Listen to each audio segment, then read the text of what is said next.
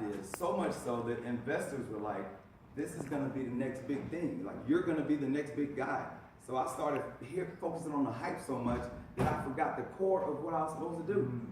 The same thing that I'm talking to y'all about. Like, I made my seeds, and then by the time I got ready to sell it, Groupon came out. So, and my business was, my business, and I'll just tell you one of this weekend collection, it was based on weekend getaways that are within 6 hours of Atlanta, that you can just, it's almost, y'all seen Groupon Travel, right? So I came out with that before Groupon.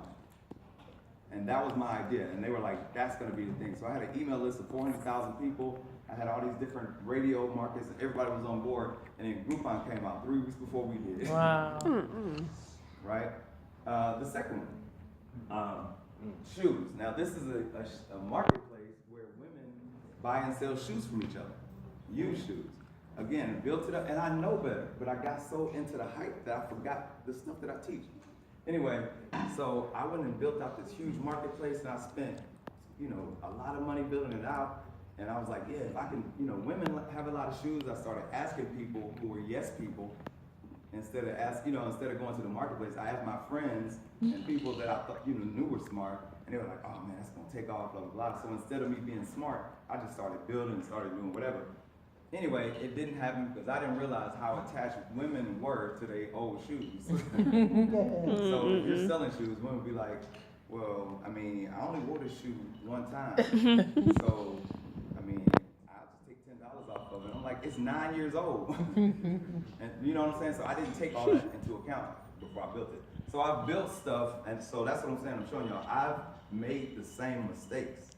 So now I'm not building nothing else. I'm just gonna teach people how to build stuff.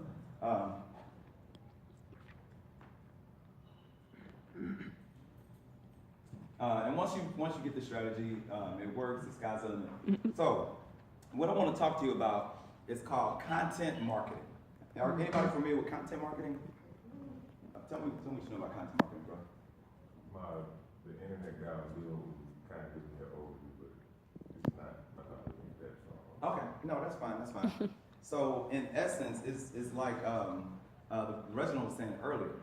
It's taking what you have inside of you as an artist or as a musician, it's taking that and it's sharing it, right? Y'all know Chance the Rapper? Anybody ever heard of him? Why do y'all think he was so popular and so famous? Anybody? Just an idea? Shared. I didn't hear about it until you got with Kanye West. Right. But he didn't even have, he doesn't even need any of that. Right? There are people, and I wish I could go to this and go off script a little bit, but there are people that make Play-Doh figurines that are making $40,000 a month. Literally. And I'm not kidding.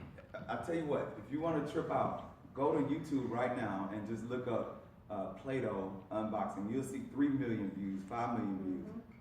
They're doing it because the kids want to see it, right? So what happens when the kids go to see it? Play-Doh goes to that person and say, wow, you got 200,000 kids following you. I'm going to pay you to get your audience, right? So that's the premise that I'm talking about as a musician.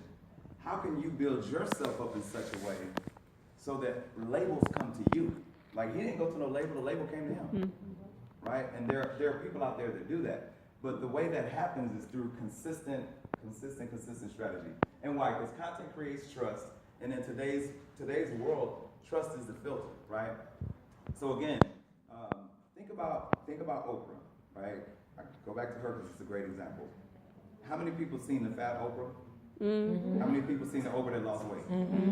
Right? Now How she many got people fat remember again. when Oprah used to compete with Ricky Lake and Yes. Donna Yes. right? And we saw that transition from her being fat Oprah, and then skinny Oprah, and then fat Oprah, and then skinny Oprah, and then you do the ratchet shows where people were fighting and cussing, but then she transitioned into shows where she provided a platform to lift other people up, Right. right? And then, but we've seen that transition. One thing that you could count on is every single day, they even had a saying for it. What was it saying? Oprah's on. Remember that? So consistently providing content in different ways through different mediums, day in and day out, and day in and day out, right? So what does that mean? I'm gonna skip a lot of that. I'm gonna see how we can get this to you. So again, like my man said with the green sweater, if you create a song, why not share the process? Like, again, give you an example. All of you guys have followers. Hey man, I'm getting ready to, my name is AJ. I'm an artist, and the people that know me, but I want to show you guys the process it takes for me to write this song. Like, and then you get your first verse together. And then the next day you're on Facebook Live. That's a great platform y'all should use.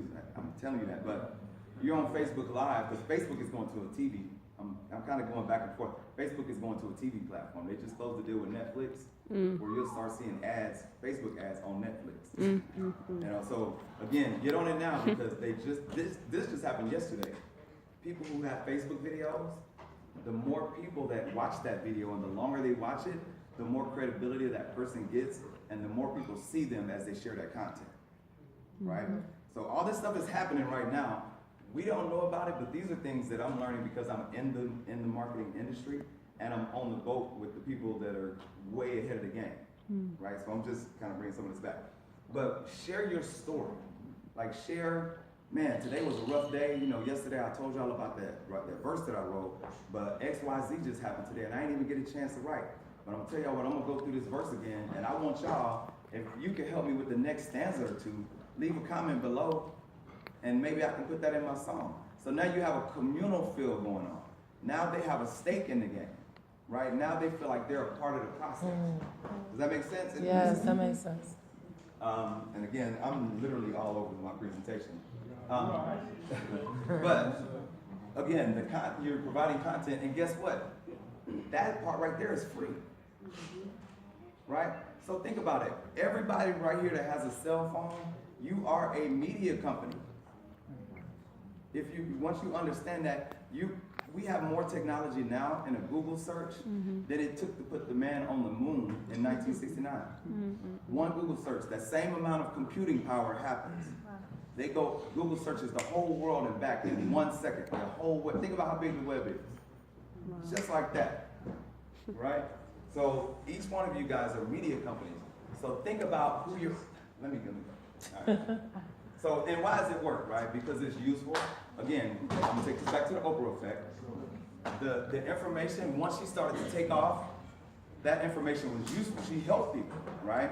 It was inspirational and it motivated people. How can you motivate somebody as you go through your process, right? Does that make sense? Yeah. So this is why content strategy marketing works. Let's see, no matter what. Oh, here's another very important thing. Understand, and again, I'm going to go back to what Reginald said earlier. When you're talking to somebody, or when you're marketing to somebody, or when you're trying to sell something to somebody, people think, what's in it for me, right?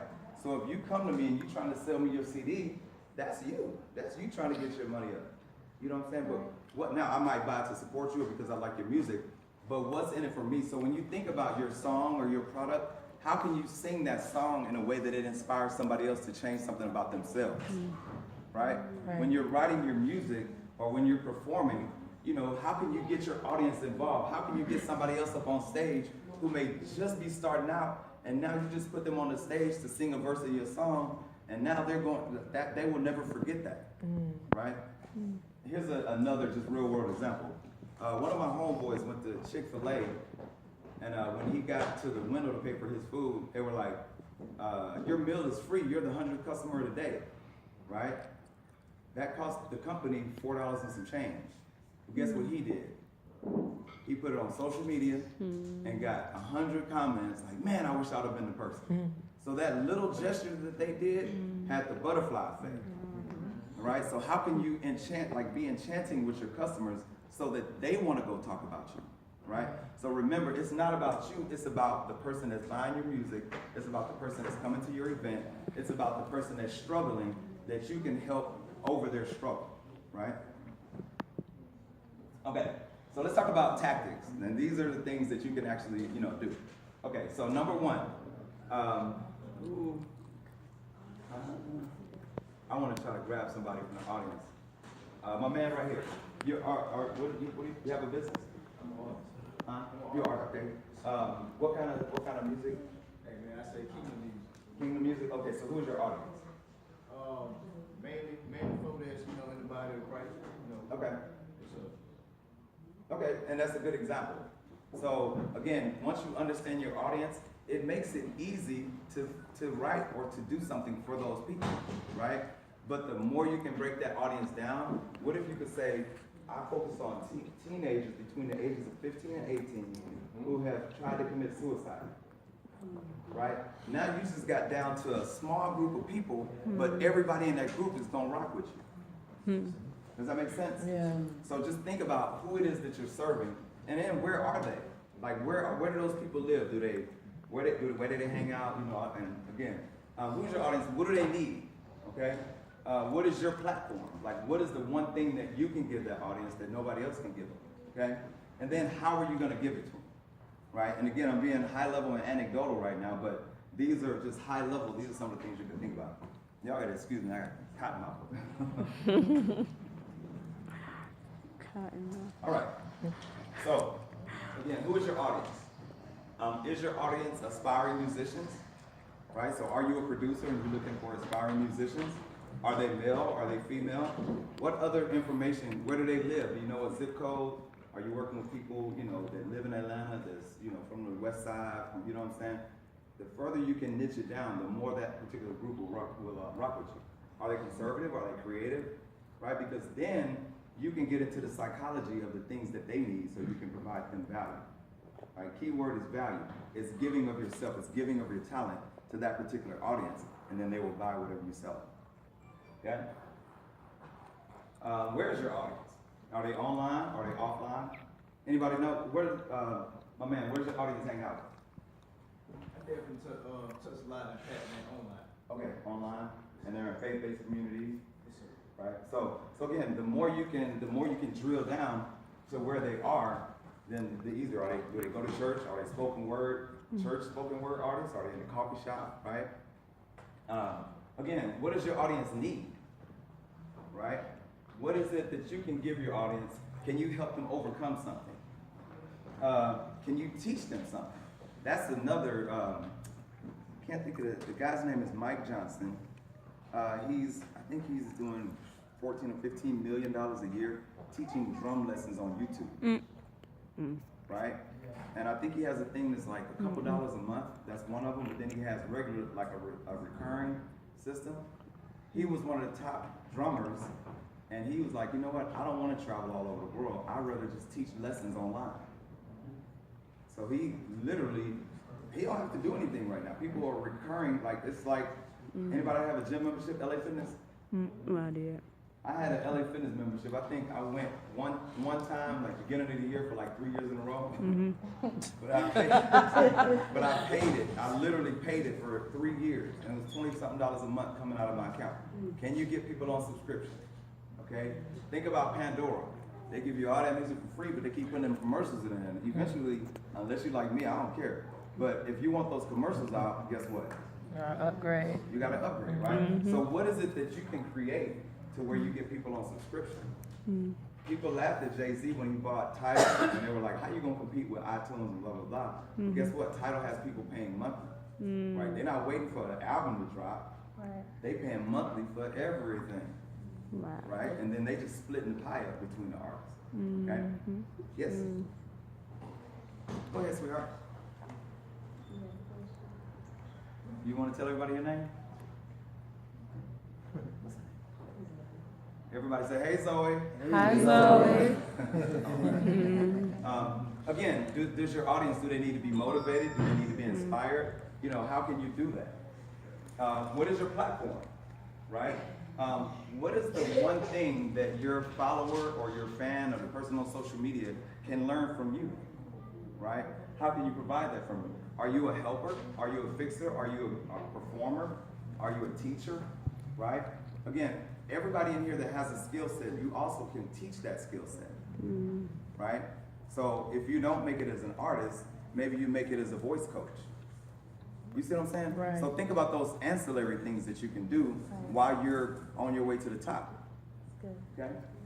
And what makes you different? Right? Now, here's a place where a lot of people get stuck that I work with, is they feel like they have to come out with something brand new. All right? I want to be the only person that do blah, blah, blah. Well, I'll tell you something. People have thought about that before. There's no new idea under the sun. Maybe the reason nobody's doing it is because it doesn't work. Right. Right? So I'm not saying that that's the way everything is, but most new ideas are just a combination of two things that people haven't put together before.